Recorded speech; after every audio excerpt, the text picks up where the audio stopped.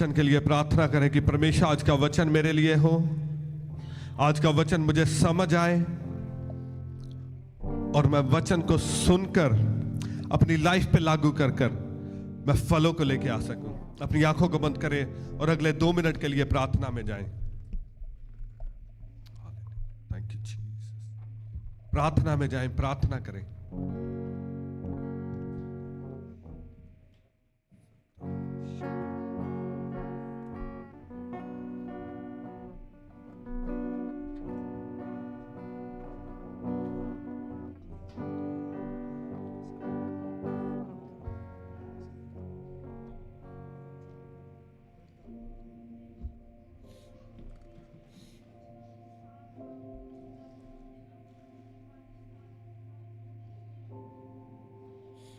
सभी ऊंची आवाज में प्रार्थना करें वचन के लिए, क्योंकि आप परमेश्वर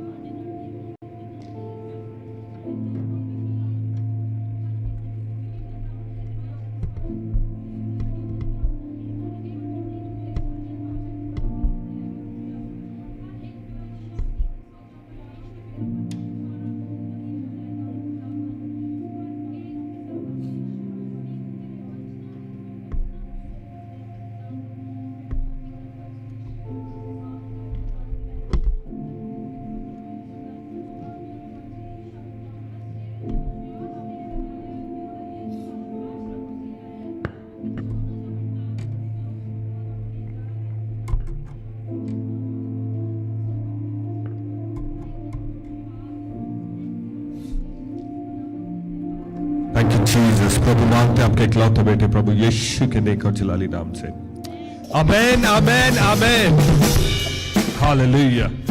होली कम्युनियन सभी को मिल गई है? हालेलुया। ये जो आपके हाथ में है प्रभु यीशु का लहू, इट इज वेरी पावरफुल। आपने आज से पहले भी होली कम्युनियन ली होगी, यीशु का लहू आज से पहले आपने लिया होगा, मगर यीशु का लहू और उसकी देह को लेना एक डिफरेंट बात है, और उसकी पावर को समझ के, उसके पीछे के रेवलेशन को समझ के उसे लेना एक डिफरेंट बात है। यीशु का लहू लेना एक डिफरेंट बात है, और यीशु का लहू आपके अंदर से बोले, ये एक डिफरेंट बात है। और मैं बिलीव करता हूं आज का वचन जब आप सुनेंगे, और आज के वचन को सुनने के बाद जब आप यीशु के लहू को लेंगे, और मैं बिलीव करता हूं वो लहू आपके अंदर से आज के बाद बोलेगा। हालेलुया। और जब यीशु का लहू आपके अंदर से बोलेगा और आप देखेंगे मिरेकल होते हुए अपनी लाइफ में, आप देखेंगे वंडर्स होते हुए अपनी लाइफ में, आप देखेंगे कि कैसे हीलिंग आपकी लाइफ में एंटर करती है और कैसे आप डिलीवर होते हैं, कैसे आप फ्री होते हैं। यीशु का लहू एक रेवलेशन के साथ लेना, that's a totally different thing. प्रभु ने कहा, कहता मेरी प्रजा नाश हो रही है। कई लोग, बाइबल में लिखा है कि कईयों पर बीमारी आ गई, कईयों पर श्राप आ गए और कई इस दुनिया को छोड़ के चले गए, इस धरती को छोड़ के चले गए। क्यों? क्योंकि उन्होंने लहू को लिया, मगर उन्होंने लहू को अनुचित रीति से लिया। ये डिपेंड करता है आपकी लाइफ में कि आप पर श्राप आएंगे या आप श्रापों से फ्री किए जाओगे। आप पर बीमारियां आएंगी या आप बीमारियों से फ्री किए जाओगे। आपकी लाइफ में हीलिंग होगी या डिलीवरेंस होगी, या और बीमारियां और कर्स आप ले लोगे। ये डिपेंड करता है कि क्या आपने यीशु के लहू के पीछे जो रेवलेशन है, आपने उसे समझा है या नहीं समझा। मेक श्योर करें कि आज के वचन को आप ध्यान से सुने। आज एक ऐसा रेवलेशन आप पर यीशु के लहू के बारे में मैं बिलीव करता हूं कि आप लेंगे ऐसा रेवलेशन जो आज से पहले आपने कभी अपनी लाइफ में ये रेवलेशन नहीं लिया होगा। आपको पता चलेगा कि परमेश्वर यहोवा का लहू कैसे आपकी लाइफ में काम करता है और वो कितना पावरफुल है। यीशु का लहू पावरफुल है, उसमें सामर्थ है, उसमें पावर है। और जब आप उस पावर को समझेंगे, वो पावर आपकी लाइफ में काम करेगी। Hallelujah, hallelujah, hallelujah.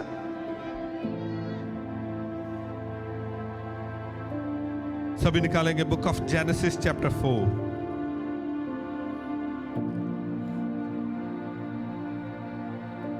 Book of Genesis chapter 4 verse 8 से मैं आपके लिए पढ़ूंगा। सभी के पास बाइबल है? हालेलुया। मेक श्योर करें लेके आया करो बाइबल।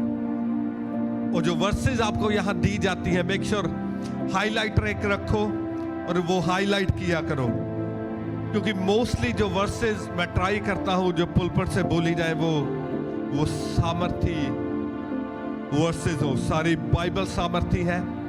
मैं बिलीव करता हूं एक एक वचन परमेश्वर के, जो वचन में एक एक वर्ड लिखा है वो सामर्थी है। मगर कुछ वर्सेस ऐसी होती हैं, वो एक सीजन के लिए होती हैं, और आपकी लाइफ में जो सीजन चल रहा होता है वो स्पेशली उस सीजन के लिए होती हैं। और जिस सिचुएशन में आप होते हो वो स्पेशली उस सिचुएशन के लिए वो वर्सेस होती हैं। और जब आप हाईलाइट करोगे इन वर्सेस को और घर जाकर दोबारा पढ़ोगे, तो आप देखोगे कि आपकी लाइफ में ये वर्सेस कैसे काम करती हैं, और आपकी लाइफ में ये वर्सेस जिंदा होंगी। और जो सिचुएशंस में आप हो, वो मुर्दा सिचुएशंस आपकी लाइफ में जिंदा हो जाएंगी। Hallelujah. Book of Genesis chapter 4 verse 8 से मैं आपके लिए पढ़ूंगा। लिखा, तब कैन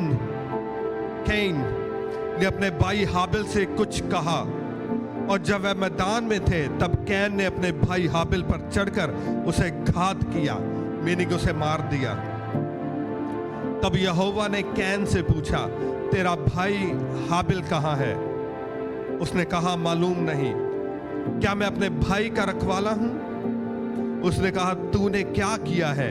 तेरे भाई का लहू भूमि से मेरी ओर चिल्लाकर मेरी दुहाई दे रहा है।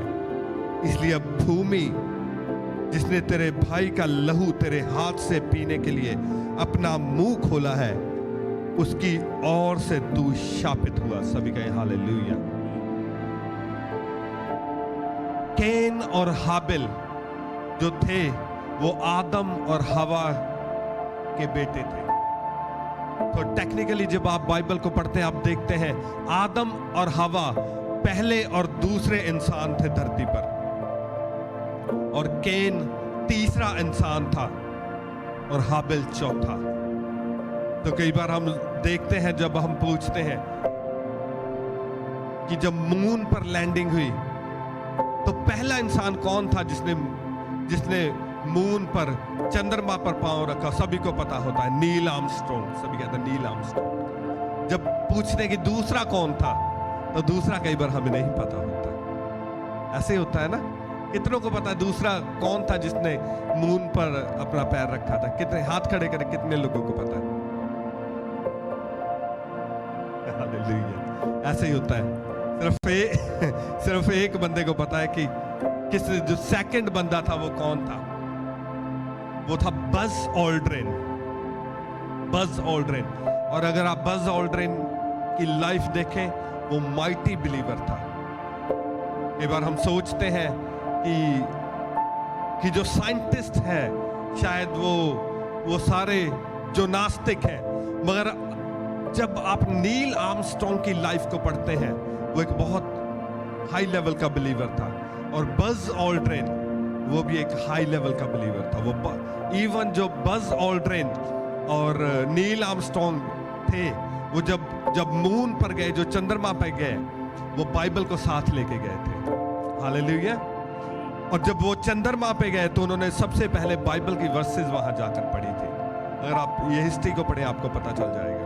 और एक मैं आपको गुड न्यूज देना चाहता हूं। आज हमारे पास स्क्रीन नहीं है, जिस दिन ये स्क्रीन होगी मैं आपको दिखाऊंगा कि जो आज टॉप साइंटिस्ट हैं, मैंने कल की न्यूज पढ़ी है, वो जो सारी डॉक्ट्रिन है, बिग बैंग के बारे में कितने लोगों को पता है? उन्होंने डिनाई कर दिया है कि बिग बैंग कभी नहीं हुआ। ये कल की न्यूज है, अगर आप न्यूज देखें तो। और फिर उसके बाद में उन्होंने बोला जो एवोल्यूशन थ्योरी है कि कैसे पहले यूनिसेलुलर ऑर्गेनिज्म बना और उससे सेलुलर मल्टी सेलुलर ऑर्गेनिज्म बने, कि अमीबा निकला और उससे मछली बनी, मछली से ये बना वो बना, फिर बंदर बना और बंदर से ह्यूमन बना। ऐसे ही है ना एवोल्यूशन थ्योरी। और कल की न्यूज में पढ़ रहा था, ये अब जो साइंटिस्ट हैं उन्होंने बोल दिया है कि हमें लगता नहीं कि जो इंसान है उसको धरती पर बनाया गया था। Hallelujah. That is a big blow. उन्होंने कहा हमें लगता है कि शायद इंसान को धरती पर नहीं, धरती के आउटसाइड बनाया गया है। और उन्होंने कहा कि हमें लगता है कि शायद इंसान को एलियंस ने बनाया है। हालेलुया। अभी भी साइंटिस्ट उधर नहीं आ रहे कि एलियंस क्या है। एलियंस वो है जो धरती पर नहीं है, कहीं धरती के आउटसाइड है। वो क्या, जो न्यूज मैंने पढ़ी, उन्होंने कहा कि हमें लगता है कि जो इंसान का बीज है वो एलियंस के द्वारा बोया गया है। हालेलुया। तो उन्होंने मानना स्टार्ट कर दिया है अब कि जो एवोल्यूशन थ्योरी है वो रबिश है, वो नॉनसेंस है। जो ह्यूमन बीइंग्स है वो डिजाइन किए गए। हालेलुया। मैं और मेरी वाइफ कल ये इसके बारे में डिस्कस कर रहे थे कि ह्यूमन बॉडी अगर आप देखें, जबरदस्त है। क्या आप बिलीव कर सकते हैं कि अगर आप अपना एक एक ऑर्गन देखें, आप अपनी किडनी को देखें, हार्ट को देखें, इवन आप अपनी आईज को देखें कि कैसे एक छोटी सी चीज है और आप उसके द्वारा देख सकते हैं। अब कलर्स, यहाँ जो लाइट्स लगी हुई है, ये येलो है और ये ब्लू है, आप आईज के द्वारा देख सकते हैं। आपको लगता है ये ऑटोमेटिकली बन गया? इवन ह्यूमन बॉडी, आज घर जाकर सोचना कि मेरा हार्ट, क्या ये इतना कॉम्प्लेक्स ऑर्गन है, इतना कॉम्प्लेक्स ऑर्गन है, मतलब साइंस एक हार्ट नहीं बना सकती आज तक। और आप कभी सोच के देखना क्या कि आपका हार्ट जो है क्या ऑटोमेटिकली बन सकता है? क्या आपकी किडनीज कैसे वो फिल्टर करती है, आपका सारा जो बॉडी के टॉक्सिन्स है उसे निकालती है? क्या ये ऑटोमेटिकली? लंग्स आपके वो सुकड़ते हैं और फिर खुलते हैं, क्या ये हो सकता है? और अब धीरे धीरे साइंस उधर आ रही है और मैं बिलीव करता हूं एक दिन वो मानेगी कि नहीं, ये परमेश्वर यहोवा की ओर से सब कुछ बनाया गया। हालेलुया। क्योंकि जो पहले साइंटिस्ट थे, जो ओरिजिनल साइंटिस्ट थे, जब आप आइजक न्यूटन को देखते हैं जिसने लॉ ऑफ ग्रेविटी बनाया था, वो एक बिलीवर था, हाई लेवल का बिलीवर था। और जिस बंदे ने रोशनी की खोज की, बल्ब की खोज की, माइटी बिलीवर, हमेशा अपने साथ बाइबल को रखने वाला था।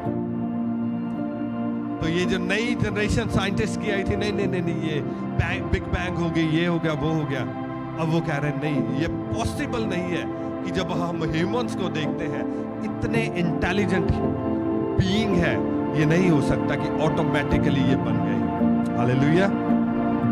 ये मेरे आज वचन में नहीं था, पता नहीं मैं क्यों बता रहा हूं आपको। हालेलुया।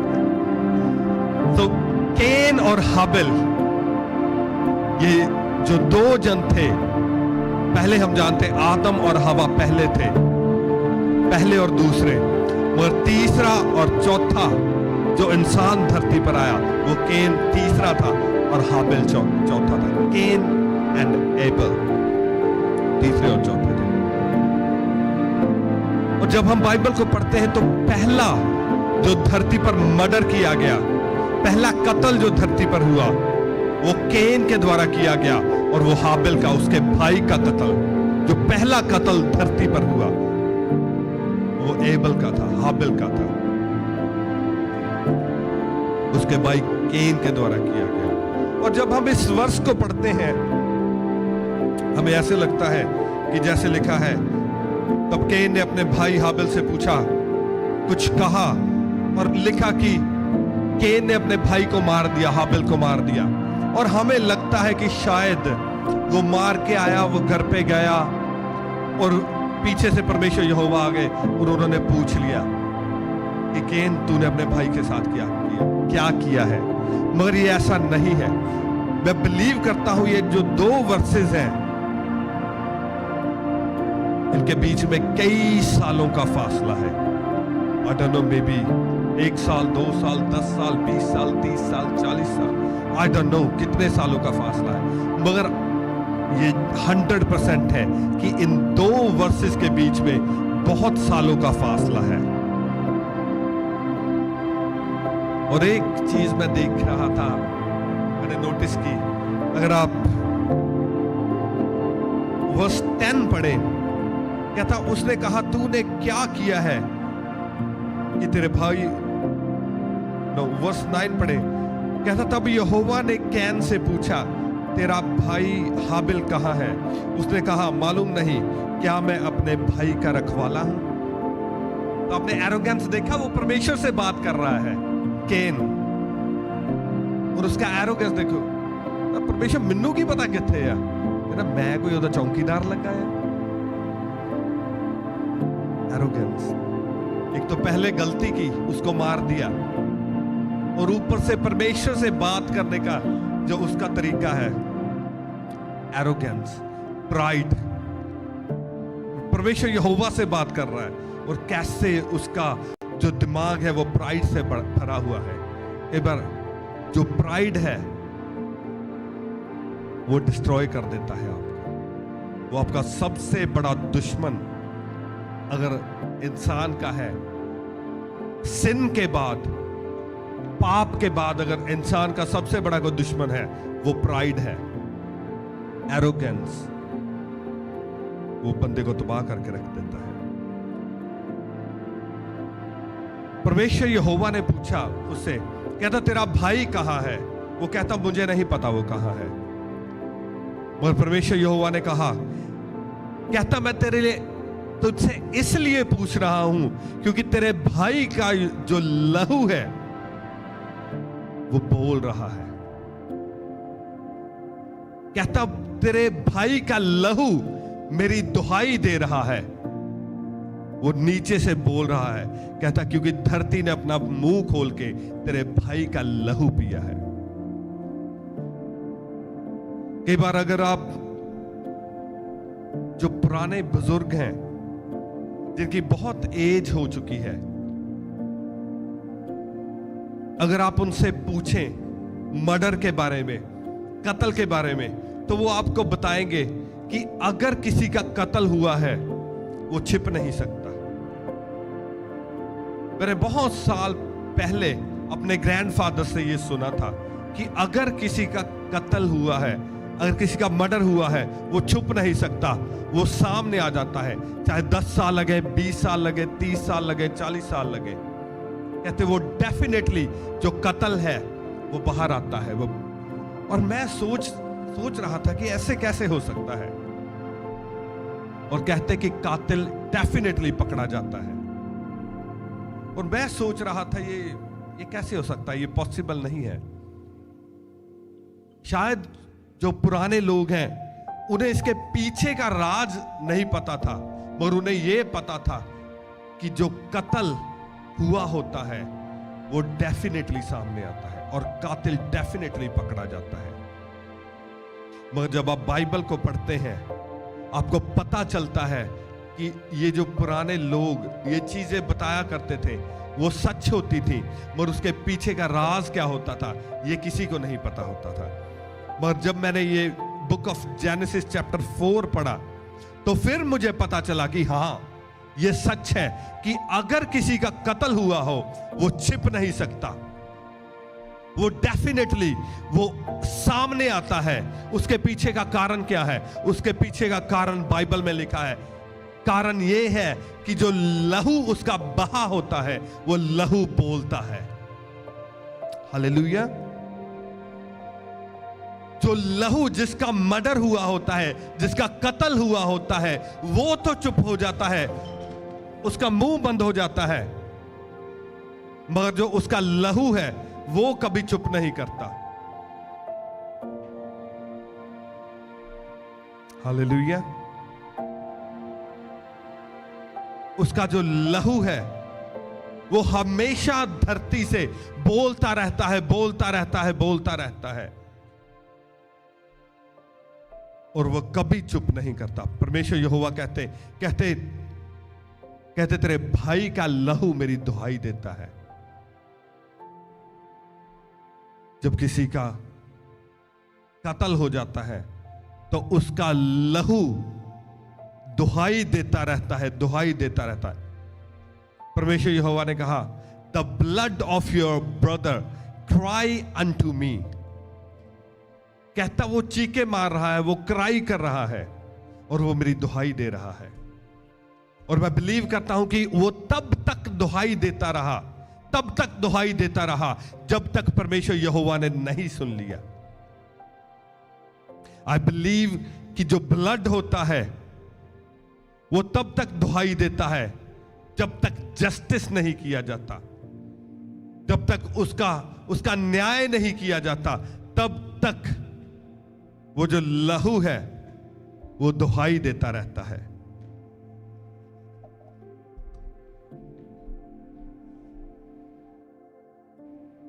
मैं एक बात कई बार सोचता हूं, मैं भी आप भी सोचते हो इस बात को,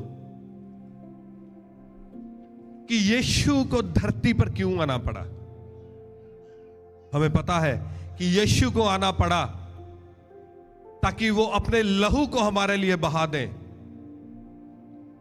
ताकि जो गुनाह हमने किए हैं उसकी सजा यीशु ने अपने ऊपर ली, और वो पेनफुल मौत जो हमें आनी थी वो जीसस ने अपने ऊपर ले ली। इसलिए यीशु को धरती पर आना पड़ा। और मगर कई बार मैं भी सोचता था पहले, और आप भी सोचते होंगे, कि क्या ऐसे नहीं हो सकता था कि यीशु और परमेश्वर यहोवा पवित्र आत्मा स्वर्ग से ही सिर्फ एक वर्ड बोल दें और हमारे गुनाह माफ हो जाएं। कितने लोग सोचते हैं ऐसा पॉसिबल हो सकता था?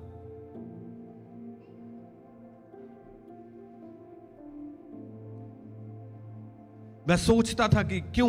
क्योंकि परमेश्वर यहोवा ने सब कुछ बनाया है, जीसस ने सब कुछ बनाया है, उसके हाथ में सब कुछ है, तो ऐसा क्यों नहीं हो सकता कि वो ऊपर से ही एक बार कह दे, ठीक है सभी के पाप माफ हो गए, तो सभी के पाप माफ हो जाते।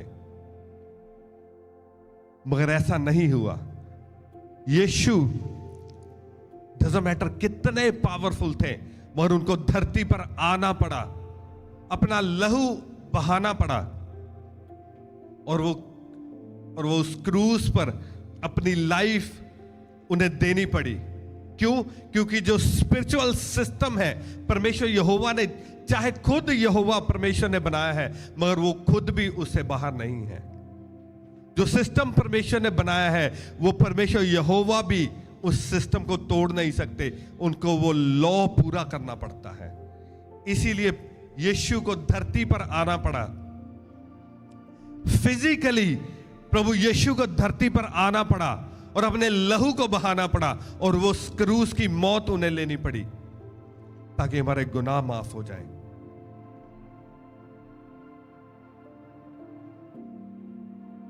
जो स्पिरिचुअल realm में जो लॉ है वो पूरा करना पड़ता है। आप उसको बाईपास नहीं कर सकते। परमेश्वर यहोवा भी उसको बाईपास नहीं कर पाए, जीसस उसको बाईपास नहीं कर पाए। वो सिस्टम में से होकर ही प्रभु यीशु को सारे काम करने पड़े। अगर यीशु को उस सिस्टम में आकर उस सारे लॉ को पूरा करना पड़ा तो आप और मैं उस सिस्टम से बाहर होकर हम नहीं कर सकते कुछ भी। Doesn't matter. कई बार जो इमोशनल लोग होते हैं जिन्हें वचन की नॉलेज नहीं होती, कई बार वो अपनी थियोलॉजी बना लेते हैं और अपनी थियोलॉजी और अपनी साइंस के अकॉर्डिंग काम करना स्टार्ट कर देते हैं। इसीलिए परमेश्वर कहते हैं मेरी प्रजा, बुक ऑफ होशे की किताब में लिखा है, कहते मेरी प्रजा, क्या लिखा है? कहते मेरा ज्ञान ना होने के कारण मेरी प्रजा नष्ट हो गई। ये नहीं लिखा कि नष्ट हो रही है, वो कहते नष्ट हो चुकी, नष्ट हो गई। क्यों? क्योंकि उन्हें मेरा ज्ञान नहीं था कि स्पिरिचुअल realm में, स्पिरिचुअल वर्ल्ड में चीजें कैसे काम करती हैं। तो जो इमोशनल लोग होते हैं वो अपनी थ्योरी बना लेते हैं। थ्योरी क्या बनाते हैं? कि मैं तो बहुत चैरिटी करता हूं। ऐसे है ना, एक धर्म में है, वो कहते जब आप परमेश्वर के सामने जाओगे तो एक तकड़ी उधर होगी और एक तरफ आपके अच्छे काम डाले जाएंगे, एक तरफ बुरे काम डाले जाएंगे और उन्हें तोला जाएगा। और जिधर वेट ज्यादा होगा, अगर आपके अच्छे काम ज्यादा हुए तो आपको स्वर्ग में डाल दिया जाएगा, अगर बुरे ज्यादा हुए तो आपको नरक में डाल दिया जाएगा। That is nonsense. ये नॉनसेंस है। ऐसे स्पिरिचुअल वर्ल्ड काम नहीं करता। तो कई इमोशनल लोग थ्योरी बना लेते हैं कि मैं तो बहुत चैरिटी करता हूं, मैं तो अपने मां बाप की बहुत सेवा करता हूं, मैं तो सभी धर्मों का आदर करता हूं, मैं सभी देवी देवताओं को पूजता हूं, मैं जब किसी धार्मिक जगह के आगे से जाता हूं तो मेरा सर झुका होता है। उन्हें लगता है कि शायद ये सब करके वो स्वर्ग में चले जाएंगे।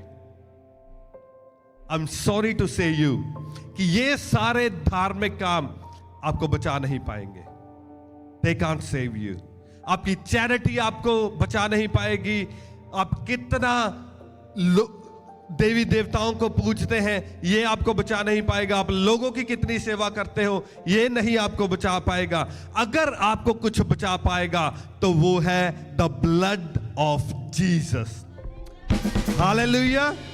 सिर्फ एक ही चीज है धरती पर जो आपको बचा सकती है, वो परमेश्वर यहोवा का वचन है और उसका ब्लड है। वो ब्लड जो प्रभु यीशु ने आपके लिए और मेरे लिए बहा दिया, सिर्फ एकमात्र चीज है जो आपको बचा सकती है।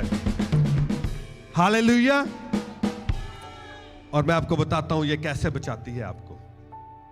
Blood of Jesus. आज आप समझेंगे कि ब्लड आपको कैसे बचाता है। यीशु के ब्लड की एक बूंद और सारे नरक के डीमंस और सारी शैतान की ताकतें, उसके डीमंस, उसके दुष्ट आत्मा और सारे सिन की पावर इकट्ठे होकर प्रभु यीशु के लहू की एक बूंद का भी मुकाबला नहीं कर सकते। वो इतना पावरफुल है परमेश्वर यहोवा, प्रभु यीशु का blood. That is very powerful.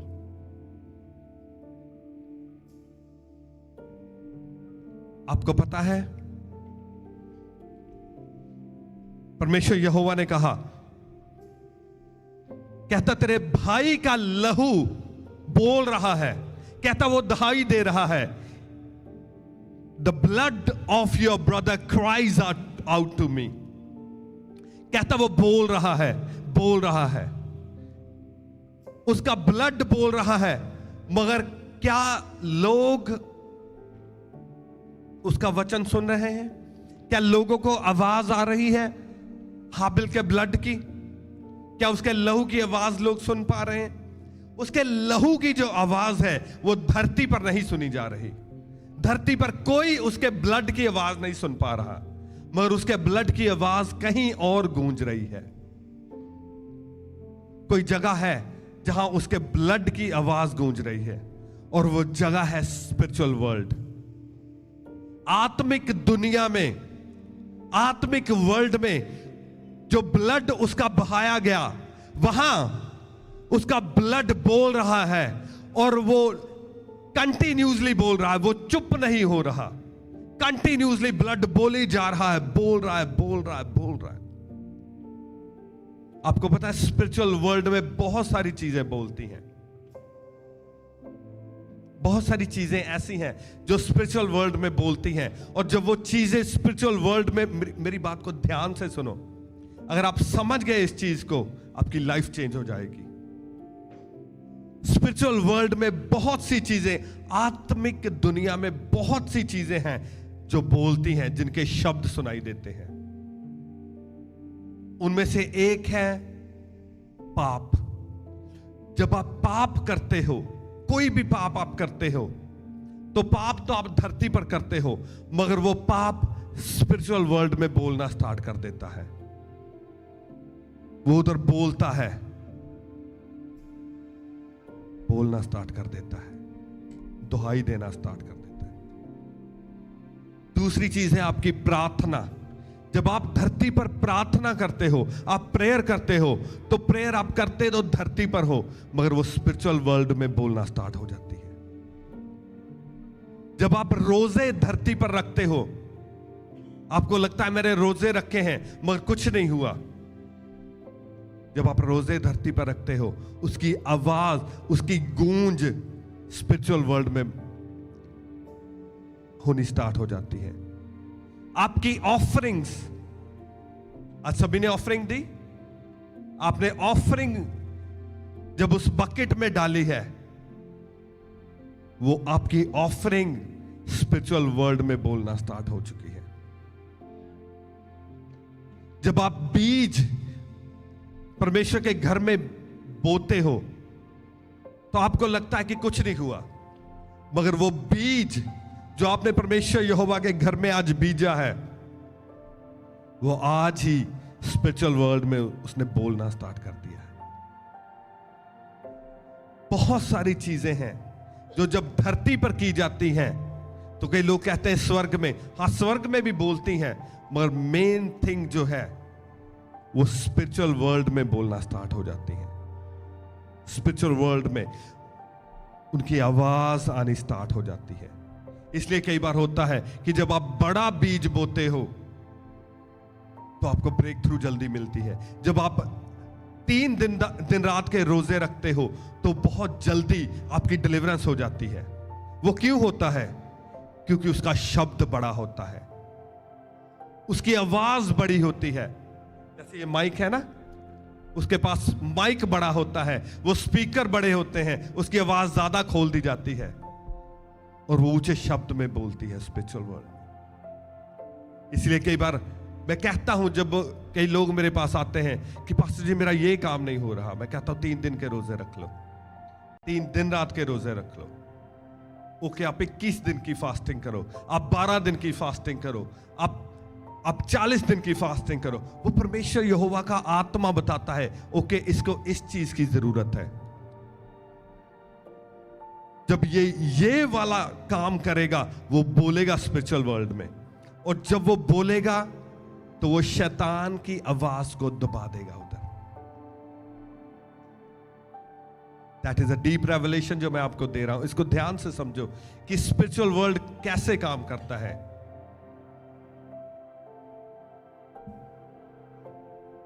आपको पता है, अगर किसी पे केस चल रहा हो, किसी पे केस चल रहा हो, तो लोग कहते हैं कि अगर आप पर केस है, वकील अच्छा करना। हालेलुया। वो कहते हैं वकील अच्छा करना। कई बार ऐसे होता है कि अगर आपने गलती ना भी की हो और आपका वकील अच्छा ना हो, वो आपको केस हरवा देता है। हालेलुया। और कई बार ऐसे लोग होते हैं जो गलती कर, उन्होंने वो गलती की भी होती है, मगर वो वकील जाकर करते हैं 50 लाख वाला वकील, 1 करोड़ वाला वकील। और जब वो वकील उधर जाकर बोलता है जज के सामने, तो जो गिल्टी होता है जज उसको नॉन गिल्टी कर देता है, क्योंकि एक तरफ वकील है 50 लाख वाला और दूसरी तरफ वकील किया हुआ है 25,000 वाला। तो कौन जीतेगा? वही जीतेगा ना जिसने वकील अच्छा किया है, जिसको बोलना आता है, जिसको दलीलें देनी आती हैं, जिसको लॉ का पता है, वो जीतेगा। आपकी लाइफ में क्या हो रहा है, ये डिपेंड करता है कि स्पिरिचुअल वर्ल्ड में आपके लिए कौन बोल रहा है, आपके लिए क्या बोल रहा है, और आपके विरुद्ध कौन बोल रहा है।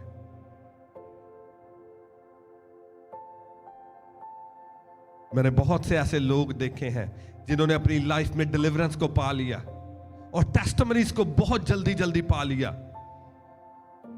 और जब उन्होंने प्रार्थनाएं की, रोजे रखे, परमेश्वर ने बड़ी जल्दी काम करने स्टार्ट कर दिए। वो क्यों हुआ? क्योंकि स्पिरिचुअल वर्ल्ड में कुछ उनके लिए किसी ने बोलना स्टार्ट किया, मगर जैसे ही पाप किया दोबारा, वो चीज उन्हें बंद कर दिया और शैतान को मौका मिला। अब शैतान ने बोलना स्टार्ट कर दिया। शैतान क्या बोलता है? शैतान कहता है गिल्टी गिल्टी गिल्टी, इसने ये पाप किया, इसने ये पाप किया। परमेश्वर, ही इज गिल्टी, दोषी।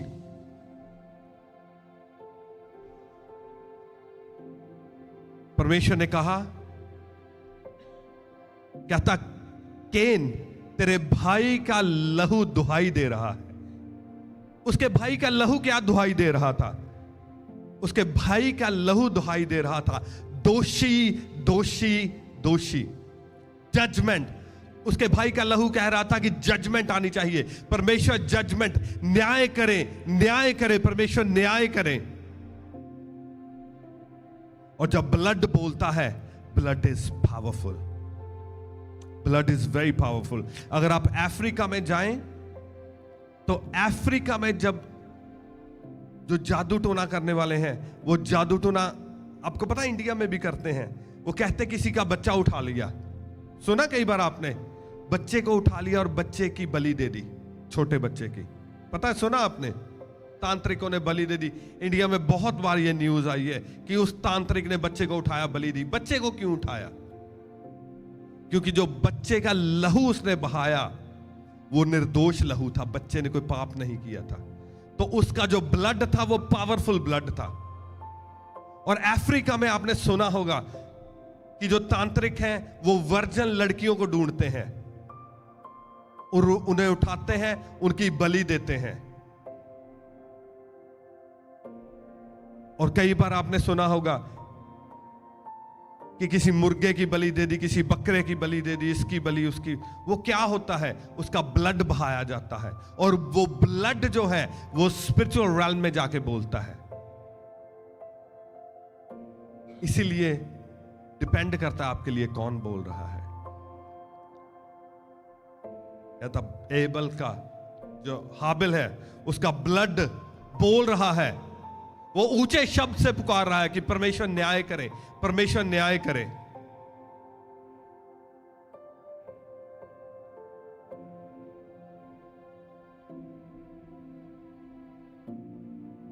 ऐसे ही जब हम पाप करते हैं, वो पाप चिल्लाता है जाकर, वो चिल्लाता है स्पिरिचुअल वर्ल्ड में जाकर कि इसने पाप किया है, इसने पाप किया है, परमेश्वर इसे ये सजा दें, ये सजा दें। वो पाप ऊंचे शब्द में चिल्लाता है। जितना बड़ा आपने पाप किया होता है, वो उतनी जोर से स्पिरिचुअल वर्ल्ड में जाकर चिल्लाता है कि इसने पाप किया, इसे सजा दो, सजा दो, दोषी दोषी दोषी। मगर आपके लिए गुड न्यूज क्या है? आज का वचन लंबा हो जाएगा क्योंकि ये बहुत ब्रॉड टॉपिक है और मैं चाहता हूं आप समझें, आप ब्लड की पावर को समझें कि ब्लड की पावर क्या है। मैंने आपको कई बार बताया है कि 2 किंग्स चैप्टर 3 में अगर घर जाकर पढ़ना इसको, कि परमेश्वर यहोवा ने प्रोफेसी दी थी। इजराइली मोआब से लड़ रहे थे, परमेश्वर ने कहा इजराइल जा हमला कर और तू जीत जाएगा। ऐसे ही है ना। और जब इजराइली जीत रहे थे तो मोआब का जो राजा था उसने क्या किया? उसने अपने एक लौते बेटे को पकड़ा जिसने राजा बनना था। अगर आप डीप स्टडी करें, इवन यूके में भी रॉयल्स है ना, रॉयल्स का पता ना, जो किंग और उनकी जो ब्लड लाइन है, उन्हें कहा जाता है ब्लू ब्लड। क्या कहा जाता है? उन्हें कहा जाता है कि जो रॉयल्स हैं उनका जो ब्लड है वो ब्लू है। उन्हें ब्लू ब्लड लाइन कहा जाता है कि ये उत्तम ब्लड लाइन है, ये रॉयल्स की ब्लड लाइन है। और जो रॉयल्स होते हैं, जो राजघराने के लोग होते हैं, उनके ब्लड की ज्यादा वैल्यू होती है। और जब लिखा है कि उस राजे ने अपने इकलौते बेटे को पकड़ के, जिसने राज्य करना था, उसकी जगह राजा बनना था, कहता उसको शहर पना पे जाकर, ऊंचाई पे जाकर उसकी बलि दे दी।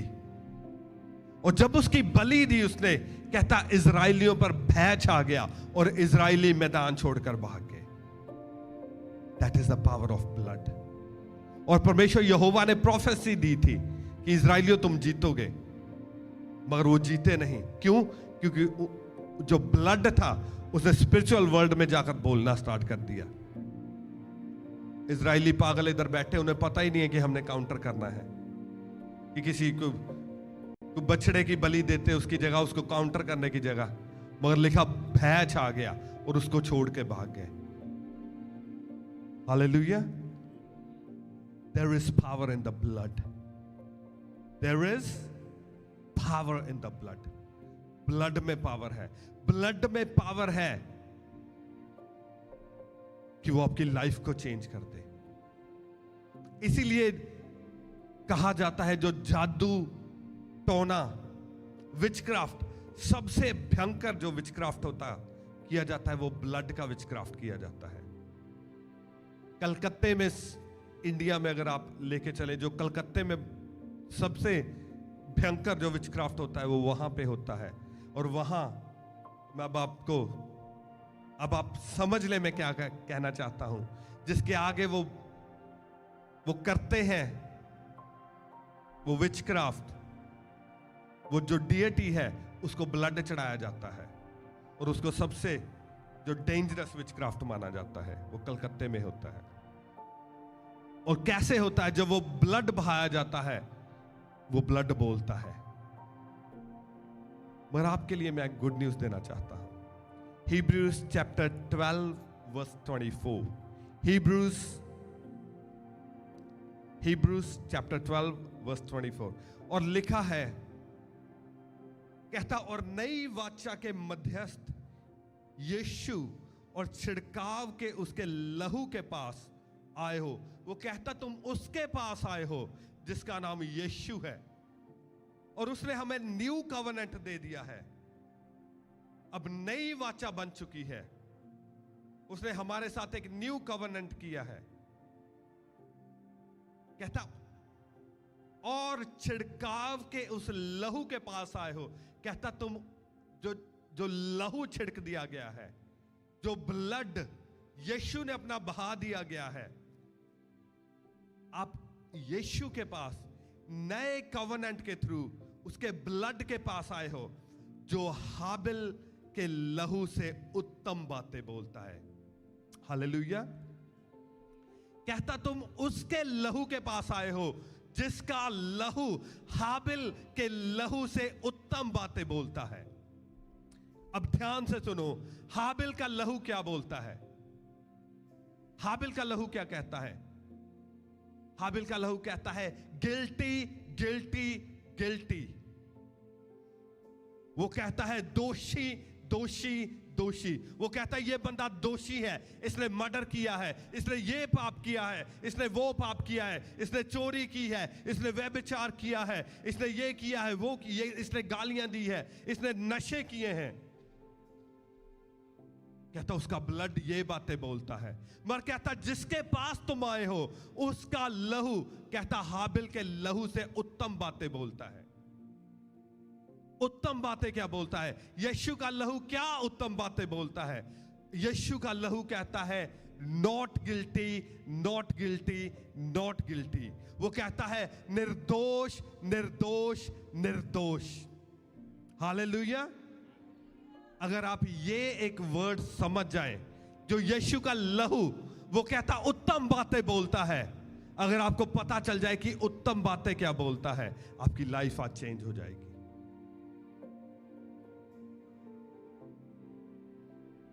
आपकी लाइफ ट्रस्ट में आज चेंज हो जाएगी अगर आपको पता चल जाए। ये एक वर्ष आप समझ लें कि यीशु का लहू हाबिल के लहू से उत्तम बातें बोलता है। उत्तम बातें वो आपके लिए बोलता है। जो हाबिल का लहू है वो आपके विरुद्ध बोलता है। जो आपका पाप है वो स्पिरिचुअल वर्ल्ड में कंटिन्यूसली वो बोल रहा है, वो चुप नहीं कर रहा। आपका पाप निरंतर बोल रहा है गिल्टी गिल्टी गिल्टी। परमेश्वर सजा दो, इसको सजा दो, इसको मार दो, इस पर बीमारी आए, इस पर कर्ज आए, इस पर गरीबी आ जाए, इस पर ये हो जाए वो हो जाए। वो निरंतर बोल रहा है आपका पाप। मगर लिखा यीशु का लहू उत्तम बातों को बोलता है। आपको पता है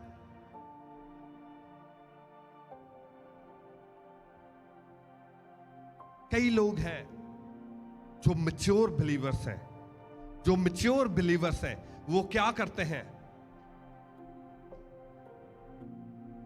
जो बुद्धिमान बिलीवर है वो सबसे पहले रिपेंट करता है अपने पापों से। वो बेस को खत्म कर देता है। रिपेंट करके परमेश्वर यहोवा के आगे चला जाता है कि परमेश्वर मैंने रिपेंट कर लिया है, अब मैंने यीशु को अपना मुक्तिदाता उद्धार करता मैंने उसको ग्रहण कर लिया है। ये दो चीजें बहुत इंपॉर्टेंट हैं। इसके बिना आप कुछ नहीं कर सकते। That is the base of Christianity. ये बेस है क्रिश्चियनिटी का। रिपेंट करना और यीशु को अपनी लाइफ का लॉर्ड एंड सेवियर बना लेना और अपनी जो लाइफ है वो यीशु को दे देनी। उसके बाद में जो एक मैच्योर बिलीवर है वो क्या करता है?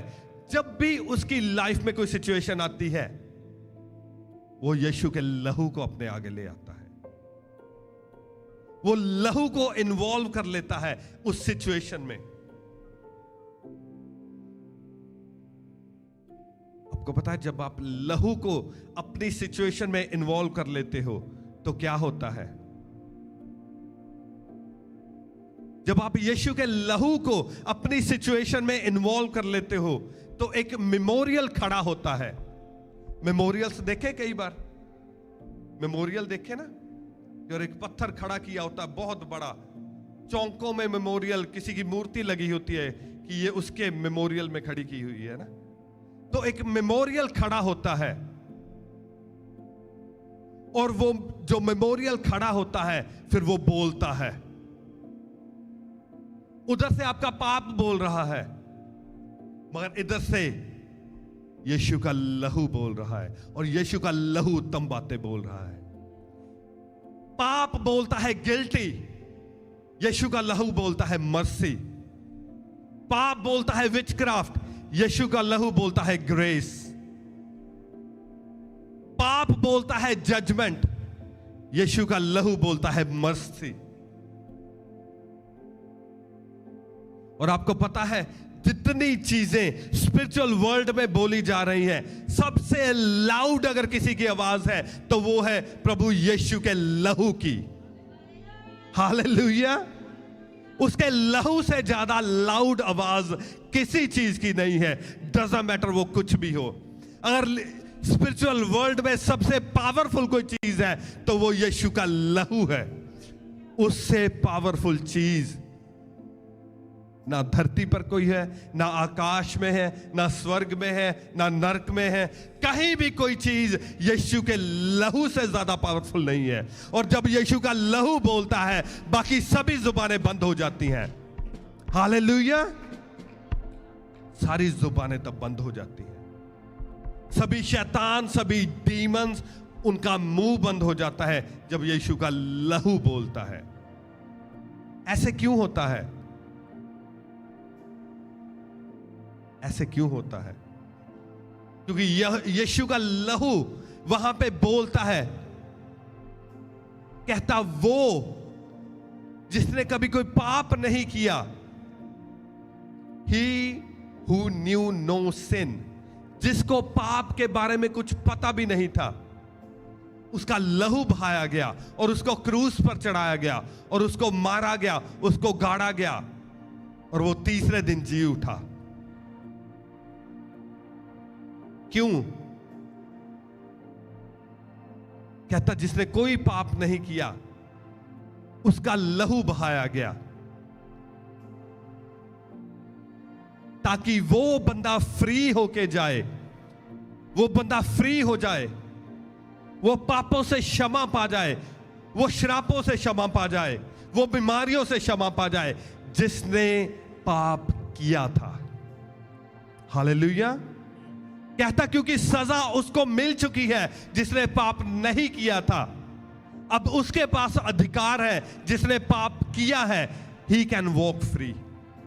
वो अब फ्री होके जा सकता है। ये वो मेमोरियल, जब आपने यीशु के लहू को इन्वोक कर लिया, आप यीशु के लहू को अपनी सिचुएशन के बीच में ले आए, अपनी बीमारी के बीच में ले आए, अपनी गरीबी के, अपने शराब के, अपने कर्जों के बीच में ले आए हो, तो अब वो मेमोरियल बोलना स्टार्ट हो चुका है। हालेलुया। और ये मेमोरियल पावरफुल है। यीशु का लहू पावरफुल है।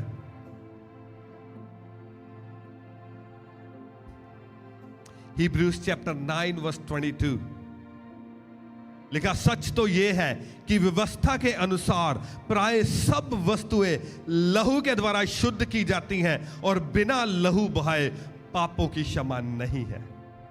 हालेलुया। कहता लहू के बहाए बिना पापों की क्षमा नहीं हो सकती। ये व्यवस्था कहती है, ये लॉ कहता है। और अब तो लहू बहा दिया गया है। अब शैतान ये नहीं कह सकता कि जितनी देर इस बंदे ने, जिसने पाप किया है, इसका लहू नहीं बहाया जाता, उतनी देर इसको पापों की क्षमा नहीं मिल सकती। अब शैतान निरुत्तर हो चुका है क्योंकि लहू बहा दिया गया है। हालेलुया। ब्लड क्या करता है? यीशु का लहू क्या करता है? He set you free from your sin. वो आपको आपके पापों से फ्री कर देता है। और वो क्या करता है? वो शैतान का जो लीगल राइट होता है आप पर अटैक करने का, आपकी लाइफ में रहने का, वो उस लीगल राइट को फिनिश कर देता है।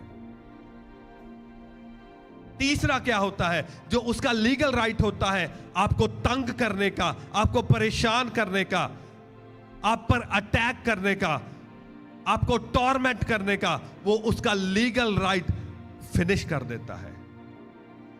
उसके बाद क्या होता है? यीशु का लहू आपको क्लीन कर देता है। He set you free. Book of revelation chapter 7 मेरे साथ पढ़ें। Book of revelation chapter 7। मैं आपको बताना चाहता हूं वचन में से, ये ऐसे नहीं है कि आपने सुना और आप चले गए। आज आपकी लाइफ में मैं प्रूव करना चाहता हूं कि आपको आज जो ब्लड की नॉलेज है, यीशु के लहू की नॉलेज है, वो आपके दिमाग में, दिल में 100% आप उसकी पावर को आज समझ के जाएं कि उसकी पावर कैसे आपकी लाइफ में काम करेगी, ताकि जब नेक्स्ट टाइम शैतान आए तो आपके पास उसके ब्लड का रेवलेशन हो और आपको पता हो कि जब आप ब्लड को बीच में लेके आएंगे वो कैसे काम करेगा। मैंने लोगों को देखा है, वो कहते हैं ओ मैं यीशु का लहू लगाता हूं, मैं यीशु का लहू इस पे लगाती हूं, मैं तबले पे यीशु का लहू लगाता हूं, मैं गाड़ी पे यीशु का लहू। यीशु का लहू एक बेशकीमती चीज है। यीशु का लहू एक पावरफुल चीज है। यीशु का लहू एक पवित्र चीज है। वो एक बहुत अति पवित्र और अति महान चीज है। इससे पहले कि आप यीशु के लहू को इन्वोक करें, अपनी सिचुएशन में लेके आए, आपको उसके पीछे का रेवलेशन पता होना चाहिए। आपके पास उसके लहू का रेवलेशन होना चाहिए, ताकि जब आप उस लहू को यूज करें आप पर कोई कर्स ना आए, बल्कि परमेश्वर यहोवा की ब्लेसिंग आपकी लाइफ पर आए। हालेलुया। रेवलेशन चैप्टर 7 वर्स 9 से हम पढ़ लेते हैं। कहता है, इसके बाद मैंने दृष्टि की, ये फ्यूचर, ये यूहन्ना फ्यूचर देख रहा है, वो फ्यूचर के बारे में लिख रहा है कि स्वर्ग में क्या चीज चल रही है। ये तब होगा जब हमारा रैप्चर हो जाएगा। ये रैप्चर के बाद की वो चीज बता रहा है, वो फ्यूचर बता रहा है। कहता है, इसके बाद में मैंने दृष्टि की और देखा हर एक जाति और कुल और लोग और भाषा में से एक ऐसी बड़ी भीड़ जिसे कोई गिन नहीं सकता, श्वेत वस्त्र पहने और अपने हाथों में खजूर की डालियां लिए हुए सिंहासन के सामने और मेमने के सामने खड़ी हैं। मेमना कौन है? Jesus, lamb of God, Jesus. और सिंहासन पर कौन बैठा है? परमेश्वर यहोवा। कहता सिंहासन और मेमने के सामने खड़ी हैं और बड़े शब्द से पुकार कर कहती हैं, उद्धार के लिए हमारे परमेश्वर का जो सिंहासन पर बैठा है और मेमने का जय जयकार हो। और सारे स्वर्गदूत उस सिंहासन और प्राचीनों और चारों प्राणियों के चारों ओर खड़े हैं और वह सिंहासन के सामने मुंह के बल गिर पड़े हैं और परमेश्वर को दंडवत करके कहा, आमीन। हमारे परमेश्वर यहोवा की स्तुति और महिमा और ज्ञान और धन्यवाद और आदर और सामर्थ्य और शक्ति युगान युग बनी रहे, आमीन। वर्स 13 में लिखा है, इस पर प्राचीनों में से एक ने मुझसे कहा, ध्यान से इसको सुने और पढ़े, ये श्वेत वस्त्र पहने हुए कौन है? ये श्वेत, श्वेत मीन्स वाइट कपड़े, वाइट कपड़े पहने हुए, श्वेत वस्त्र पहने हुए कौन है और कहां से आए हैं? मैंने उससे कहा, हे स्वामी तू ही जानता है। वो आपस में, यूहन्ना और जो प्राचीन है, जो एल्डर है, वो आपस में स्वर्ग में उनकी बातचीत चल रही है और वो पूछ रहे हैं एक दूसरे से कि ये कौन है, ये मल्टीट्यूड कौन है, ये इतने लोग जिन्हें कोई गिन नहीं सकता, ये कौन है? वो यूहन्ना से पूछ रहा है और यूहन्ना उसे कह रहा है, कहता प्रभु मुझे नहीं पता, तू ही जानता है। उसने मुझसे कहा, ये वे हैं जो उस महाक्लेश में से निकल कर आए हैं, इन्होंने अपने वस्त्र मेमने के लहू में धोकर श्वेत किए हैं। सभी कहे हालेलुया। ब्लड का कलर क्या होता है? रेड होता है, मगर जब उसके ब्लड में कपड़े धोए जाते हैं वो वाइट हो जाते हैं, वो स्नो वाइट हो जाते हैं। क्यों? क्योंकि जब वाइट कपड़े पे दाग लगा हुआ होता है, उस दाग को धो दिया जाता है तो कपड़ा वाइट हो जाता है। इट मीन्स जो दाग पापों के हमारे ऊपर लगे हुए थे, जब हमने उन दागों को अपने वस्त्र को प्रभु यीशु के लहू में धोया, तो जो वस्त्र हमें दिया गया वो वाइट हो गया, वो श्वेत हो गया। हालेलुया। और वो श्वेत वस्त्र पहनकर हम परमेश्वर यहोवा के सामने, लिखा उसके सिंहासन के सामने खड़े हैं। और ये एक बड़ी मल्टीट्यूड है, ये बहुत बड़ी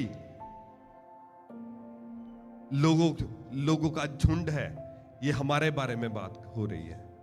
यूहन्ना आपको और मुझे स्वर्ग में देखे, सोच के देखो अपने माइंड से कि हम सभी उधर खड़े हैं व्हाइट कपड़े पहने हुए, और ये एक एल्डर और यूहन्ना हमारे बारे में बात कर रहे हैं। ये कोई और नहीं है, ये आप और मैं हैं, और हम स्वर्ग में खड़े हैं। और वो कह रहा है, कहता इन्होंने अपने कपड़े ब्लड में धोकर श्वेत कर लिए हैं। और कई तो मेरे जैसे ऐसे थे कि इतने बड़े पाप किए थे, कपड़े बिल्कुल ही काले हो गए थे, बिल्कुल ब्लैक हो रखे थे कपड़े। मगर जब उसके ब्लड में हमने धो लिए तो लिखा श्वेत वस्त्र हो गए। और अब ये मेमने के सामने खड़े हैं, परमेश्वर यहोवा के सिंहासन के सामने खड़े हैं। कहता महाक्लेश में से निकल के ये आए हैं। महाक्लेश क्या है? देखा है ना, इजराइल और ईरान की लड़ाई स्टार्ट हो चुकी है। That is the first part of world war 3। Rapture जितना आप सोच रहे हैं उससे कहीं नजदीक है। मैं एक प्रॉफिट से लास्ट वीक बात कर रहा था, और मैं प्रॉफिट से कह रहा था, मैंने कहा प्रॉफिट, मैं चाहता हूं कि परमेश्वर एटलीस्ट 20 इयर्स मुझे दे दें, कि 20 लाख मेरा विजन है कि मिनिमम 20 लाख रूहें मैं बचाना चाहता हूं। हालेलुया। मगर मुझे लगता नहीं 20 इयर्स है। जिस हिसाब से सिचुएशन चेंज हो रही है, अगर आप न्यूज़ देखो तो इजराइल और ईरान के बीच में जो चल रहा है, that is the last moment. अगर आप बुक ऑफ डैनियल आज घर जाकर पढ़ना, जब आप बुक ऑफ डैनियल पढ़ोगे आपको पता चलेगा कि हम कहां पहुंच चुके हैं। These are the last of the last days. और ये इस महाक्लेश की बात कर रहा है जो अब धरती पर होने वाला है। कहता उस महाक्लेश से निकल कर आए हैं। महाक्लेश से निकले कैसे हैं? कहता मेमने के लहू में इन्होंने अपने वस्त्रों को धो लिया। मेक श्योर करें, अगर आपने तौबा नहीं की तो मेक श्योर करें ये राइट टाइम है तौबा करने का। अगर आपने पाप नहीं छोड़ा तो मेक श्योर करें कि आप पाप को छोड़ दें, नहीं तो आप रैप्चर को मिस कर जाएंगे। मैं आपको बता रहा हूं। अगर आप स्टिल अभी सोच रहे हैं कि हां मैं छोड़ दूंगा पाप, ट्रस्ट मी, रैप्चर कभी भी हो सकता है, कभी भी हो सकता, क्योंकि ये जो आप लड़ाई देख रहे हैं ये खत्म नहीं होने वाली। अभी इसमें रशिया भी आएगा, अभी लीबिया भी आएगा, इसमें ईरान तो है ही है, अभी और कंट्रीज इसमें आएंगी। और आप देखेंगे कि कैसे जो बुक ऑफ डैनियल में सारी प्रोफेसीज लिखी हैं ये पूरी होंगी। ये उसी महाक्लेश के बारे में बात कर रहा है। और बहुत सारे लोग होंगे जो धरती पर रह जाएंगे, और ये वो हैं जो रैप्चर में चले गए हैं। मेक श्योर करें आप रैप्चर के लिए रेडी हो जाएं। ये मेरे वचन में नहीं था, मगर मैं आपको बता रहा हूं जो सिचुएशन हो रही है, जो बन रही है सिचुएशन। इसीलिए जो परमेश्वर के दास हैं, जो प्रोफेसी को अनलॉक कर, जो प्रोफेसी को पढ़ते हैं और जो चाहते हैं कि हम उसे अनलॉक करें, वो न्यूज़ को हमेशा देखते हैं। और न्यूज़ और प्रोफेसी को जब आप बीच में रख के देखते हैं, आपको पता चलता है कि जीसस इज जस्ट, वो आने वाले हैं। रैप्चर किसी भी वक्त हो सकता है। हालेलुया। तो वो कहता है ये मल्टीट्यूड वो है जिन्होंने अपने वस्त्र मेमने के लहू से धोकर शुद्ध कर लिए हैं। अब मैं आपको बताऊंगा कि क्या होता है जब हम अपने वस्त्र को धो लेते हैं। एक चीज परमेश्वर यहोवा का लहू हमारे लिए और करता है। मैंने कुछ चीजें आपको बताई है कि क्या होता है। He set you free from your sin। वो आपको आपके पापों से आजाद कर देता है, वो आपको फ्री करता है। वो शैतान का लीगल राइट आप पे अटैक करने का जो होता है, उससे आपको छुड़ा लेता है। वो आपको क्लीन करता है, आपको साफ करता है उसका लहू। एक चीज और करता है परमेश्वर, यहोवा का लहू, जो यीशु का लहू है, वो आपको प्रोटेक्ट करता है। कैसे प्रोटेक्ट करता है? आपने आज तक सुना होगा कि यीशु का लहू हमें प्रोटेक्ट करता है, मगर शायद आपको पता नहीं होगा कि वो लीगली, बिब्लिकली कैसे प्रोटेक्ट करता है आपको। मैं आपको 2 वर्सेस बताने वाला हूं, वेरी इंपॉर्टेंट वर्सेस हैं, और उसके बाद में मैं आपके लिए एक साम पढ़ूंगा जो आज बहुत प्रोफेटिक है, बहुत प्रोफेटिक साम है। मैं रोज एक साम पढ़ता हूं, मेरी आदत है सुबह उठकर सबसे पहले मैं एक भजन संहिता का एक चैप्टर पढ़ता हूं।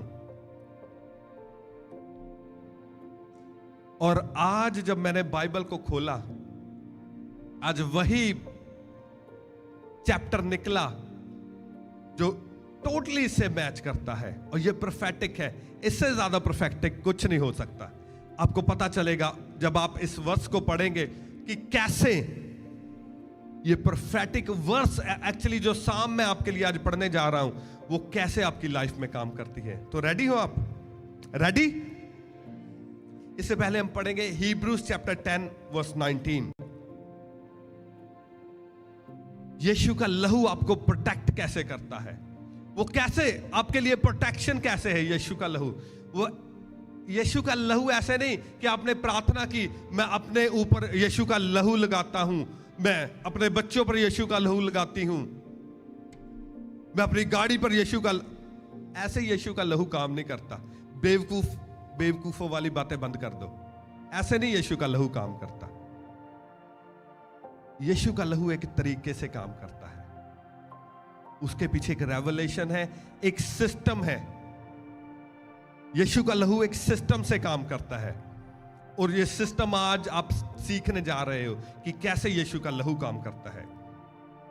Hebrews चैप्टर 10 वर्स 19 लिखा, इसलिए हे भाइयों, जब हमें यीशु के लहू के द्वारा उस नए और जीवते मार्ग से पवित्र स्थान में प्रवेश करने का हियाए हो गया है।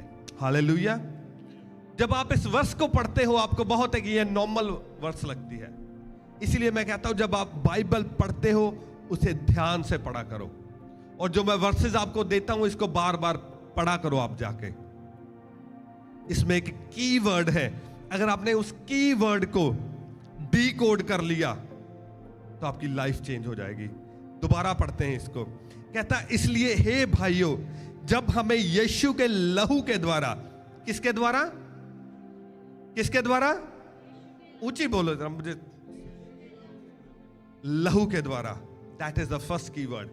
लहू के द्वारा उस नए और जीवते मार्ग, क्या?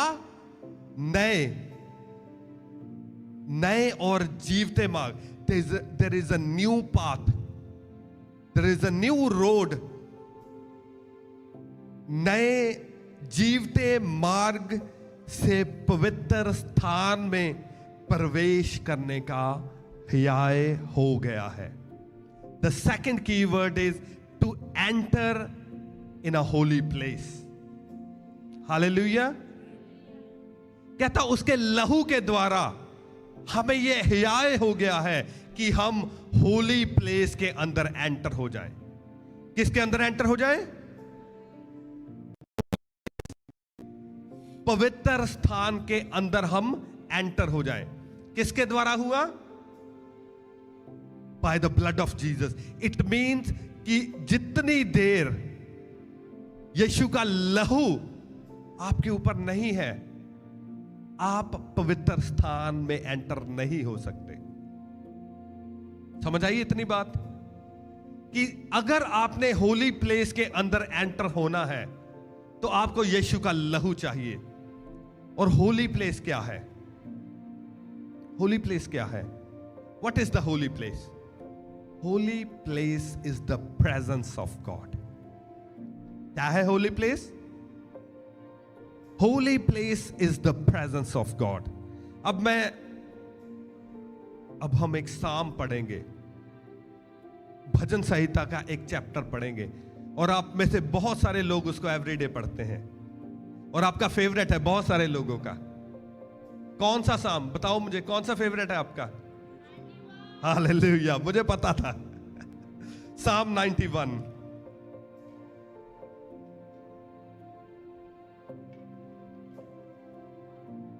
ये देखा है रेड थ्रेड, ये मेरा उधर रखा होता है जो मैंने पढ़ना होता है। तो ये प्रोफेटिक है कि मैंने आज यही पढ़ना था और मैंने घर पे नहीं पढ़ा, चर्च में आकर पढ़ना था। Hallelujah, that is prophetic. कहता यीशु के लहू के द्वारा, कहता यीशु के लहू के द्वारा हमें हियाए हुआ है कि हम उस होली प्लेस में एंटर हो सके, पवित्र स्थान में एंटर हो सके। और पवित्र स्थान क्या है? पवित्र स्थान परमेश्वर की प्रेजेंस है। और जब आप परमेश्वर की प्रेजेंस में होते हैं तब आपकी प्रोटेक्शन होती है, क्योंकि परमेश्वर के पवित्र स्थान में, उसकी प्रेजेंस में शैतान एंटर नहीं हो सकता। उसकी प्रेजेंस में कोई डीमन एंटर नहीं हो सकता, कोई कर्स एंटर नहीं हो सकता, कोई बीमारी एंटर नहीं हो सकती। कुछ भी जो डिमोनिक है उसकी प्रेजेंस में एंटर नहीं हो सकता। साम 91 आज से पहले आपने बहुत बार पढ़ी होगी, मगर आज जब आप उसको पढ़ना सीखेंगे आपकी लाइफ चेंज हो जाएगी। आज जब आप साम 91 को पढ़ेंगे, मैं चाहता हूं उससे पहले आप होली कम्युनियन को निकालें। होली कम्युनियन है सबके पास?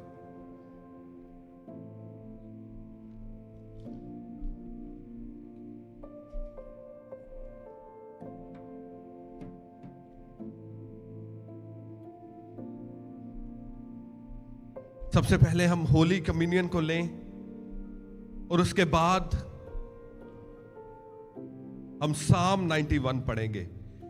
उसने लिखा, कहता पवित्र स्थान में हम यीशु के लहू के द्वारा एंटर हो सकते हैं। उसके लहू के बगैर हम पवित्र स्थान में एंटर नहीं हो सकते। और जो साम 91 है उसमें वो सभी बातें लिखी गई हैं जो आपको एज अ रिवॉर्ड मिलती हैं जब आप उस पवित्र स्थान में एंटर हो जाते हो। उसकी प्रेजेंस में जब आप एंटर होते हो, वो सभी आपके बेनिफिट्स हैं जो साम 91 में लिखे गए हैं।